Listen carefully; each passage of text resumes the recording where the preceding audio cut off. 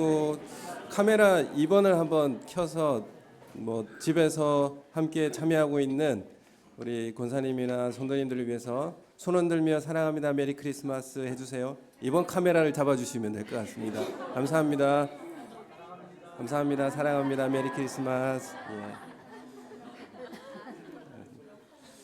어색하네요 이렇게 보니까. 네. 요즘 MZ 세대는 크리스마스 이브를 어떻게 보내는가 하면 호텔을 예약한다고 합니다. 근데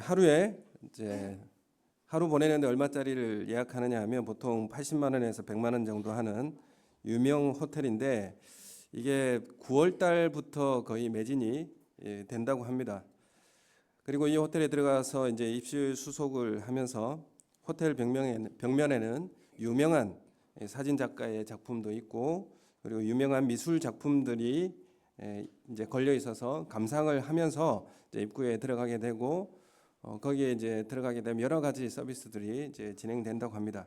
그래서 크리스마스 이브에는 유명한 호텔들 풀 부킹이 된 상태라 이렇게 말씀드릴 수가 있습니다. 요즘 이런 이제 시대를 우리가 보내게 되는데요.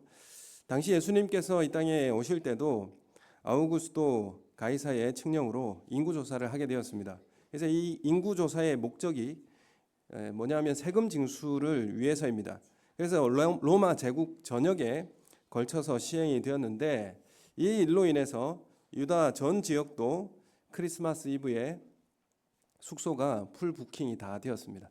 이 크리스마스에는 이 숙소가 다 예약이 꽉 찬 상태가 되는 것 같습니다. 이 로마 정부의 단순히 이 세금을 정확히 거두기 위해서 이 내린 명령이 요셉과 마리아 부부에게 있어서는 장거리 여행을 하게 되는 그런 일이 발생하게 되었습니다. 사실 마리아도 여행을 해야 되는가, 신고를 해야 되는가 안 해도 됩니다. 왜냐하면 여인은 인구수에 들어가지 않기 때문에 신고하지 않아도 됩니다. 그런데 마리아는 잉태를 했기 때문에 언제 아이를 출산해야 될지 알지 모르는 그런 상황에서 요셉은 같이 동행할 수밖에 없었습니다. 또 이 약혼녀의 신분으로 혼자 두고 떠나기엔 임신에 대한 이런 소문이 마리아를 홀로 둘 수 없었던 그런 이유이기도 합니다. 그래서 마리아는 만삭의 몸을 이끌고 먼 길을 떠나야 하는 그런 길을 선택할 수밖에 없었습니다. 그래서 로마의 권력 앞에 황제의 명령 앞에 누구도 저항할 수가 없었습니다. 유대인들은 사실 이 인구조사라는 것에 있어서 굉장히 스트레스를 받습니다. 인구조사를 한다는 것 자체에 스트레스를 받는 유대인들입니다. 왜냐하면 이것은 신성모독죄를 범하는 것이라 생각했기 때문에 그렇습니다. 그래서 인구조사를 하는 이유가 뭐겠습니까? 로마가 인구조사하는 이유는 20세 이상의 그 군인으로 군대에 징집할 수 있는 인원들 또한 세금을 거둘 수 있는 그런 금액 이런 것들을 산정하기 위해서 인구조사를 한 것입니다. 그래서 유대인들이 이 인구조사를 하고 거기에 따른 세금을 낸다라고 하는 것에 있어서는 이런 의미가 있습니다. 그 나라의 종이 된다, 그 나라의 노예가 된다 이런 의미가 있었기 때문에 유대인들에게 있어서는 굉장히 민감한 그런 상황이었습니다. 우리가 그 성막을 지을 때 20세 이상 되는 사람들은 은 반세기를 내라, 생명의 속전이다 이렇게 말씀하고 있지 않습니까? 이게 뭐냐면 생명의 속전, 하나님의 백성이라고 한다면 반드시 내야 될 공평한 부자이든 가난한 사람이든 누구나 똑같이 은 반세기를 내라 이렇게 말씀을 하는 것입니다. 그러니까 이것은 하나님의 백성이라고 한다면 내야 되는 것이죠. 그래서 로마의 세금을 내는 그런 인구조사를 한다는 것 자체가 유대인들에게 있어서는 불편할 수밖에 없는 그런 민감한 사항이었습니다. 하나님만이 하나님의 백성들 자신들을 계수할 수 있다, 카운트할 수 있다 이렇게 생각했기 때문에 그렇습니다. 그런데 이런 유대인들의 거부감에도 불구하고 제국의 황제인 가이사의 명령은 유대인들을 다 이동하게 했고 그리고 인구조사에 응하게 만들었습니다. 이게 바로 막강한 권력이라 이렇게 말씀드릴 수가 있습니다. 그래서 요셉과 마리아는 베들레헴으로 여행하는 거리가 한 130km 정도가 되는데 대구에서 부산 정도의 거리입니다. 이 거리를 여행하게 됐습니다. 사실 요셉과 마리아는 가이사의 이 공포한 칙령 때문에 이 두 사람이 모두 다윗의 자손으로서 베들레헴에 가게 된 것이죠. 요셉과 마리아는 이 베들레헴에 살고 있지 않았습니다. 그렇지만 이 황제의 칙령 때문에 어쩔 수 없이 베들레헴으로 갈 수밖에 없었죠. 그래서 130km의 긴 여행을 만삭이 되어서 여인의 몸으로 그 길을 가야만 했습니다. 그래서 안전지대를 떠나서 베들레헴으로 도착했을 때에 머물 숙소도 얻을 수가 없었죠. 결국 베들레헴에서 예수님을 출산하게 되고, 이것은 미가서 5장 2절의 말씀, 베들레헴 에브라다야 너는 유다 족속 중에 작을지라도 이스라엘을 다스릴 자가 내게서 내게로 나올 것이라 그의 근본은 상고에 영원에 있느니라 라는 이 예언한 말씀, 베들레헴에서 이스라엘의 다스릴 자가 내게 나올 것이다 라고 하는 이 말씀이 그대로 이루어지는 사건이 되었습니다. 사실 이 요셉과 마리아가 이걸 알고 이곳으로 이동한 것은 아니죠. 베들레헴으로 이동한 것이 아니죠. 하나님의 말씀을 인도받는 사람이 요셉과 마리아인데, 하나님의 말씀을 받은 사람이지만 의도하지 않았던 장소로 이동해야 합니다. 여행을 해야 되는 것이고, 그리고 수태고지를 받고 나서 자신이 살던 그 안전한 지대를 떠나서 130km의 여행을 떠나야 할 만큼 그 마음의 무게가 사실 마리아도 그렇고 요셉도 그렇고 무거운 마음을 가지고 베들레헴으로 그렇게 가야만 했습니다. 이 하나님의 뜻에 인도받는 사람에게 사실 베들레헴으로 가지만 안전한 미래가 확보되어 있지가 않습니다. 막막한 길을 가는 것 같지만 사실 그 길이 하나님의 말씀의 약속의 말씀을 이루는 그 길이라는 것을 우리는 알게 됩니다. 그렇지만 요셉과 마리아는 황제의 칙령으로 그 길을 가게 되었지만 그 길이 도리어 하나님의 약속을 성취하는 그런 길이 되었습니다. 그래서 아기 예수님이 베들레헴에서 태어나신 결정적 계기를 마련한 것은 누구의 명령 때문에 된 것입니까? 로마의 황제 가이사의 명령이 하나님의 말씀이 이루어지게 된 계기가 된 것입니다. 이런 일들은 과거에 바벨론의 포로로 잡혀갔던 이스라엘 백성들이 페르시아의 고레스 왕의 칙령으로 다시 그 약속의 말씀대로 70년 포로 기간을 끝내고 귀환하는 그 일을 누가 수행했느냐 하면 이방 나라의 페르시아 왕을 통하여서 귀환 명령이 이루어지고 하나님의 약속이 성취되는 것을 우리가 보게 됩니다. 이 고레스도 사실 자신이 모르는 상황에서 하나님의 이 약속을 성취하는 종으로 사용되었습니다. 오늘도 이 마리아가 베들레헴에서 예수님을 출생하게 되어지는 이 일도 사실 가이사 황제의 그 명령으로 이루어졌는데 가이사가 알고 했겠습니까?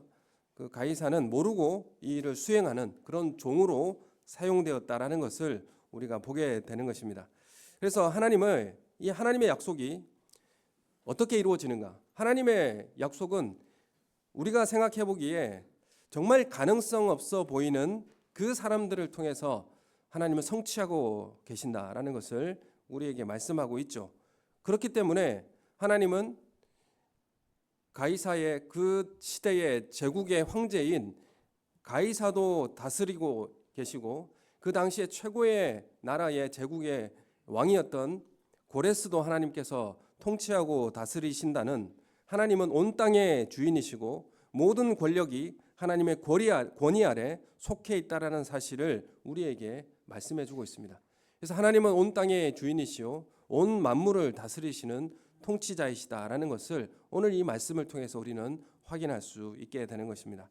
하나님은 모든 역사를 통치하고 계십니다. 하나님은 모든 역사의 주인이시고 또한 주인공이십니다. 어쩌면 지금 우리는 홀로 막막한 순종의 길을 걸어가고 있을지도 모릅니다.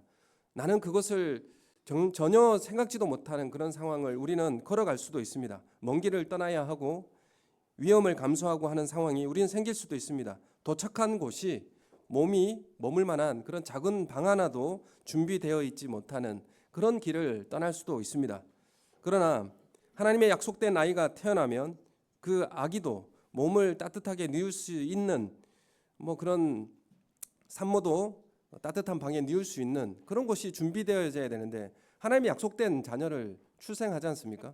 그런 위대한 아이를 출생하는데 그 먼 길을 가서 거기에 방이 하나 기적적으로 하나 나와야 되고, 거기에 가면 이제 따뜻한 방도 예비되어야 되고, 그래서 산후조리원도 준비되어 있어야 되지 않습니까? 근데 거기 산후조리원이 없어요. 그리고 방도 없습니다. 그래서 그렇지 못한 상황을 우리는 직면할 수 있다라는 것입니다. 진통이 와서 다급하게 방을 찾지만 방이 없었고, 그래서 찾은 곳이 어디입니까? 마구간이고, 거기에 말구유에 구유에 아이를 누일 수밖에 없었습니다. 좋은 이불도 없어서 강보에 싸고 구유에 뉘어야 하는 열악한 환경에 우리는 처해질 수 있습니다. 여러분, 이게 하나님의 역사 가운데 이루어지는 일들이라는 것을 분명히 우리에게 말씀하고 있습니다. 이 모든 일이 로마 황제의 세금 징수에 의한 칙령으로 벌어진 일들이었습니다. 표면적으로는 이렇게 보입니다. 황제가 명령했기 때문에 벌어진 다른 일들이었습니다. 그렇지만 실제로 언약을 신실하게 지키고 계시고 그들을 가운데 실현하고 계시는 분은 누구라는 것을 우리는 분명히 알 수 있습니까? 하나님이시라는 것을 우리는 분명하게 알 수 있습니다. 표면적으로는 가이사 황제가 이 일을 하는 것 같지만 하나님께서 이 일을 주도하고 계시고 이끌고 계시다는 사실을 우리에게 분명히 말씀하고 있습니다. 여러분, 우리가 이 지역이 재개발 지역으로 들어와 있지 않습니까? 우리 교회가 건축할 수 없는 사실 이 지역 주택가에서 우리가 어떤 건축을 한다는 것이 쉽지 않은 일인데, 사실은 이 재개발밖에 없는 상황입니다. 우리 교회를 새로 보수하거나 지으려면.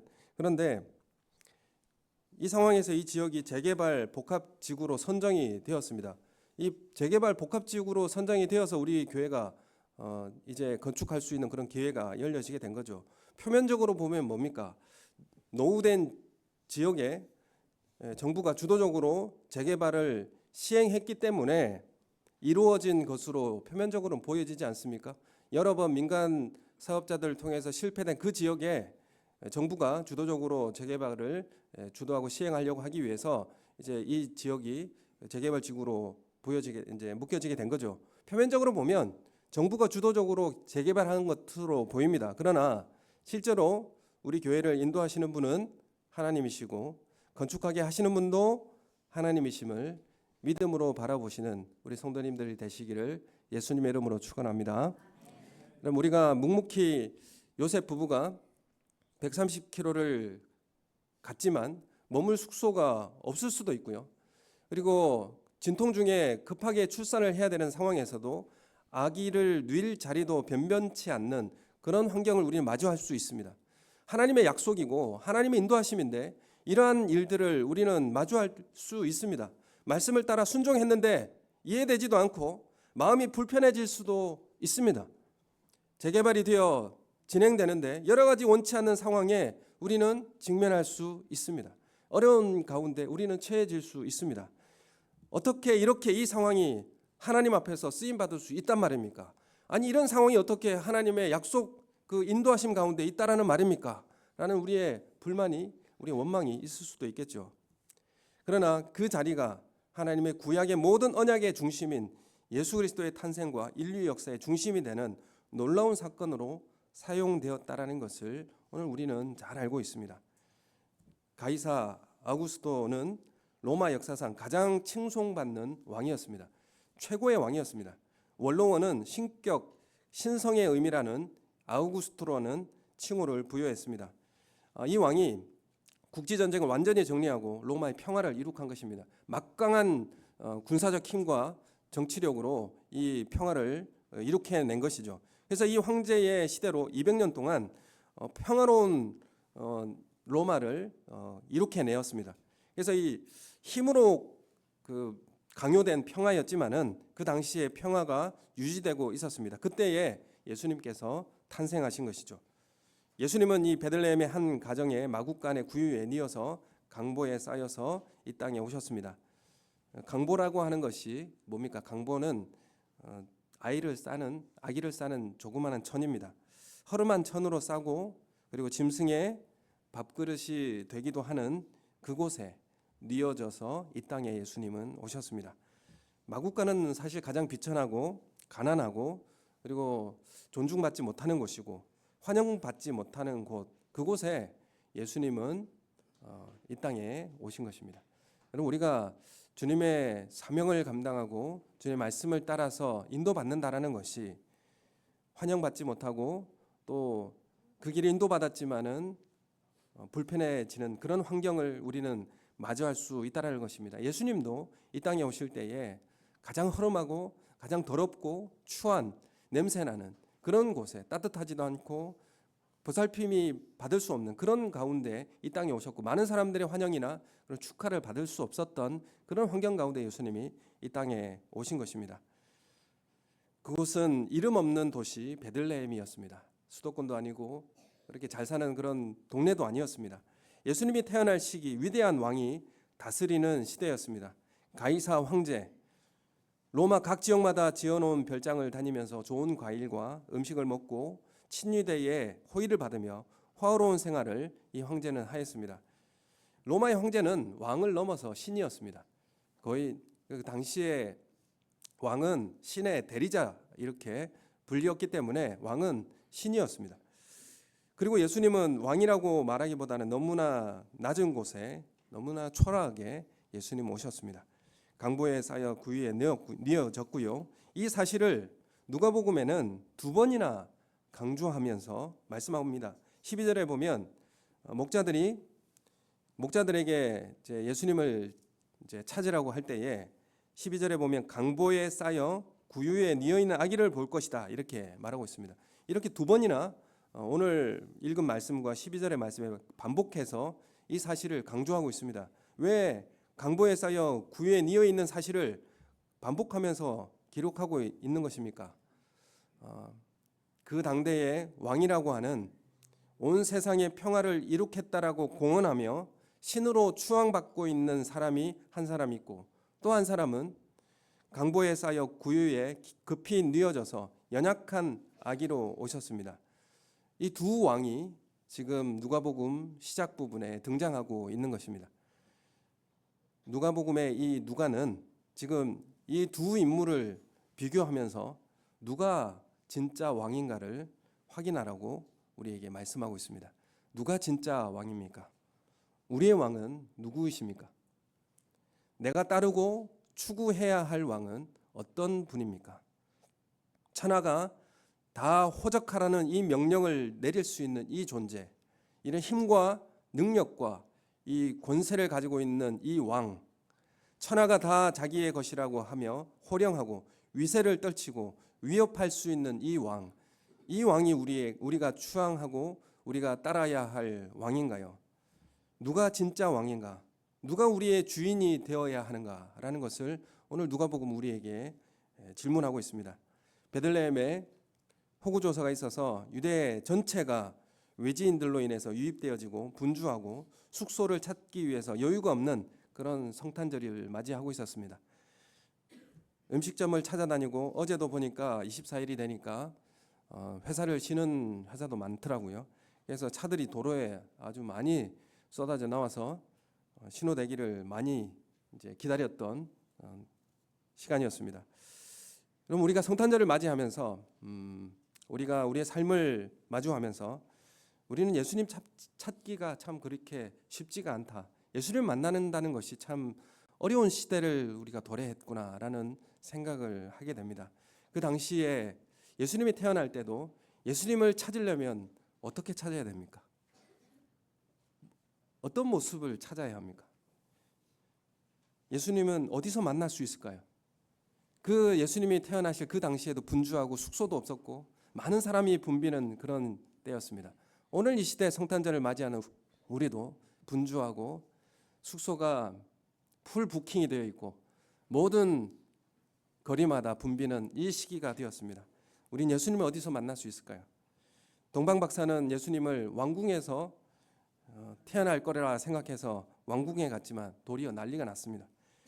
거기서 예수님을 만나지 못했죠.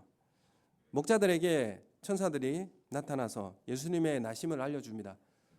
뭐가 단서가 되었습니까? 오늘 다윗의 동네에 너희를 위하여 구주가 나셨는데 곧 그가 메시아다 이렇게 말씀하고 있으면서 너희는 가라 이렇게 말씀합니다. 어디로 가라고 말씀하냐면 강보에 쌓여 구유에 뉘어 있는 아기를 볼 것인데 바로 그게 증거다 이렇게 말씀하는 거죠.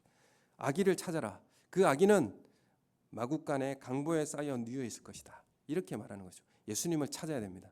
예수님을 찾아야 되는데 어디서 찾아야 되느냐? 강보에 쌓여 구유에 뉘어 있는 아이를 찾아야 됩니다. 목자들에게 주어진 미션이죠. 여러분 이 시대에 우리가 예수님 어디에서 찾아야 되겠습니까? 당시 헤롯도 예수님을 못 만났습니다. 제사장과 서기관들도 예수님을 못 만났습니다. 밤에 들에서 양떼를 지키는 이 천한 목자들이 예수님을 만나게 된 것이죠. 여러분 이 시대도 예수님을 만나는 사람이 이런 사람들이 만나지 않겠습니까? 오늘 저는 이 연말에 그 낮은 대로 임하소서라는 이 책을 접하고 안요한 목사님을 한번 생각해 보게 되었습니다.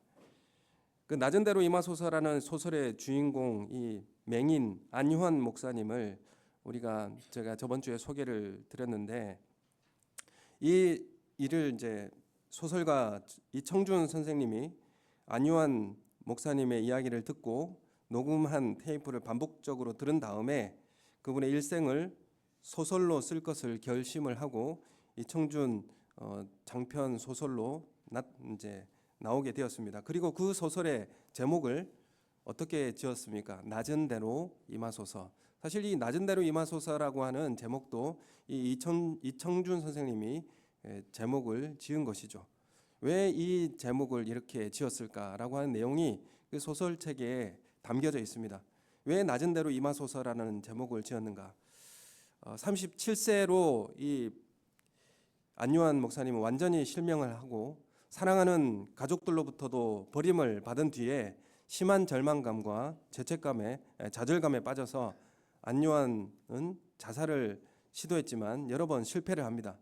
가만히 집안에 앉아서 죽기만을 기다릴 수가 없어서 집을 뛰쳐나와서 세상 밖으로 나왔습니다. 하지만 맹인이라고 하는 삶에 전혀 익숙치가 않았던 이 안요한은 사랑하는 친구에게나 길 가는 행인에게나 거추장스러운 그런 존재로밖에 여김을 받지 못했습니다.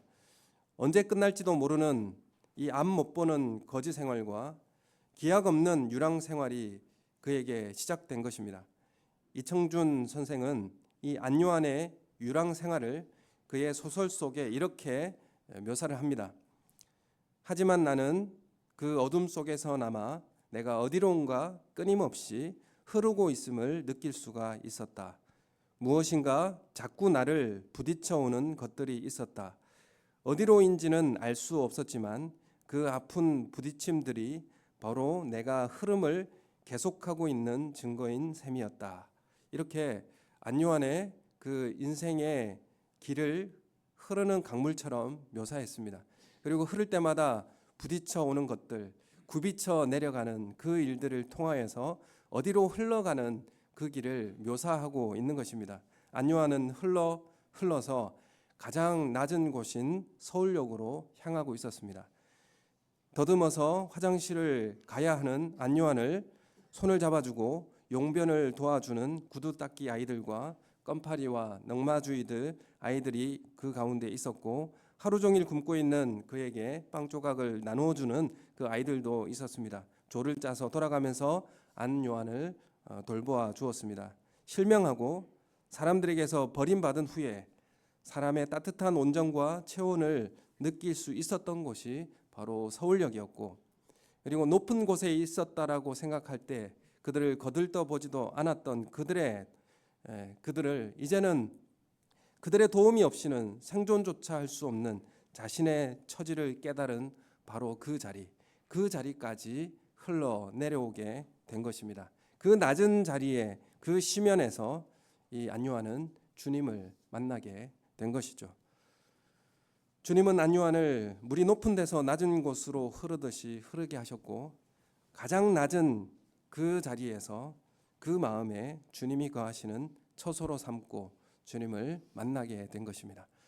우리는 이 시대에 어디서 주님을 만날 수 있을까요? 우리의 삶의 현장에 어디에서 우린 예수님을 만날 수 있을까요? 목자는 강보에 쌓인 구유에 누인 아기를 찾으라 이렇게 말씀했습니다. 여러분의 사역에서 우리는 높은 데에 있을 때는 우리는 잘 예수님을 만날 수 없을지 모릅니다.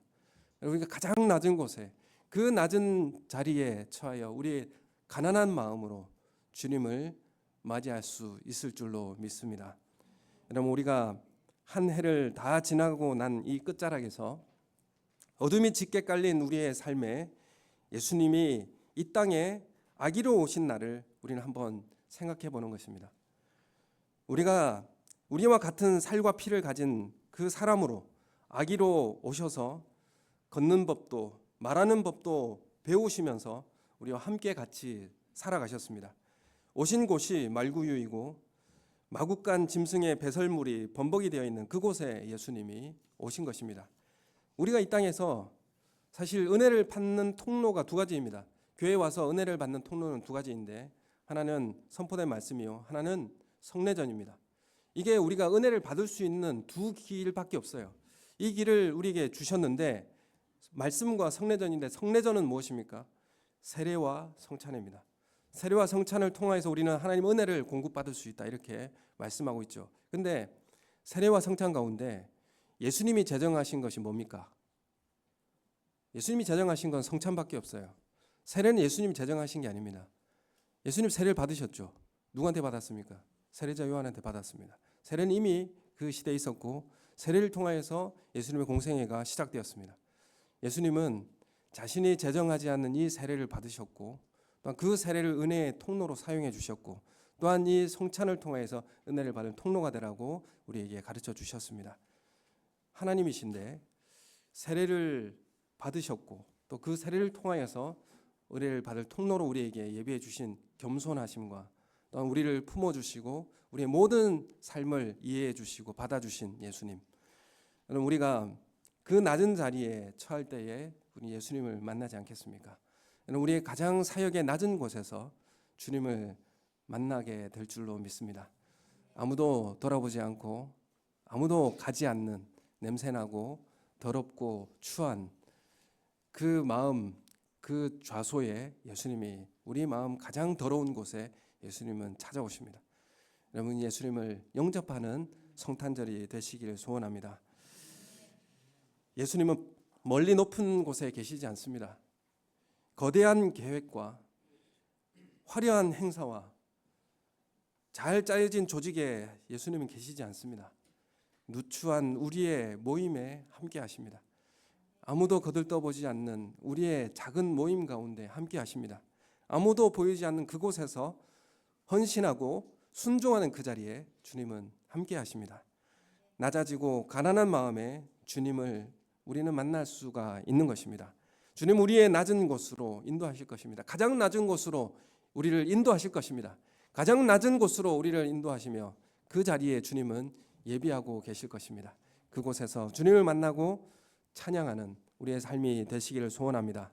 가장 낮은 곳에서 강보에 쌓인 예수님을 만나는 기쁨이 우리 가운데 넘치는 그런 올 한 해와 내년의 시작이 되기를 예수님의 이름으로 축원합니다. 우리 함께 기도하겠습니다. 주님, 우리가